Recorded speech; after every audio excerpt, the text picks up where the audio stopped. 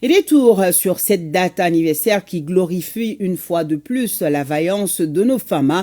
Vous vous souvenez, ce 14 novembre 2023, après une offensive terrestre et aérienne contre des mouvements rebelles séparatistes, l'armée malienne a reconquis la ville de Kidal. Une reconquête au bout de rudes combats qui a permis de restaurer la souveraineté territoriale et de libérer les populations otages des groupes armés. Une grande victoire stratégique et symbolique pour le peuple malien, car elle mettait fin à l'absence de l'État dans cette région depuis 2012. Suivant Sidiki Dembélé qui revient pour nous ce soir sur ces quelques séquences fortes de cette victoire militaire de notre grande armée. Vive la Mali! Vive la Mali! À nous la victoire! À nous la victoire! Mes chers compatriotes, en application de la résolution 2690-2023 des Nations Unies, aujourd'hui 14 novembre, grâce à Allah, en raison du courage et de la détermination de nos femmes, un raid a été mené depuis quelques jours en direction de Kidal et de lourdes pertes infligées aux groupes armés terroristes. Aujourd'hui, nos forces armées de sécurité se sont emparées de Kidal.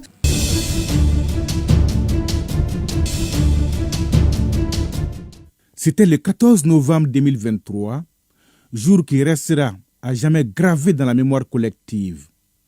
C'est ce jour-là que notre vaillante armée faisait son entrée fracassante dans la ville de Kidal après 11 ans d'absence. Car depuis 2012, Kidal était un bastion de groupes armés et séparatistes qui avaient pris en otage les citoyens de la région. Une reconquête vivement saluée par les autorités, une victoire majeure pour le peuple malien dans son ensemble. Kidal, la ville rebelle, Kidal l'insoumise, Kidal le nœud gordien de la stabilisation et de l'unité, respirait désormais Mali à plein poumon. Mais pour arriver à cette délivrance, que de chemins parcourus, que de rudes combats menés par nos vaillants soldats, que de sacrifices consentis par les autorités en termes d'équipement et de moyens logistiques et financiers. Flashback. Nous sommes en fin octobre 2023. Les forces armées maliennes ont mis en place une stratégie béton visant d'abord à prendre le contrôle d'Anefis, localité située à environ 110 km au sud de Kidal.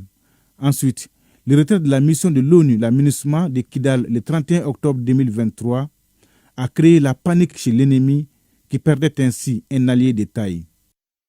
Enfin, l'armée malienne lancera l'assaut final à travers une offensive terrestre appuyée par des drones et de puissantes frappes jusque dans la ville de Kidal, avec de lourdes pertes infligées à l'ennemi ce 14 novembre 2023. Une bataille qui marque la fin de plus d'une dizaine de présences des groupes rebelles dans la ville, mais aussi la concrétisation d'une promesse du président de la transition, le général d'armée Assimi Goïta. Le Mali recouvrera sa souveraineté sur l'ensemble de son territoire.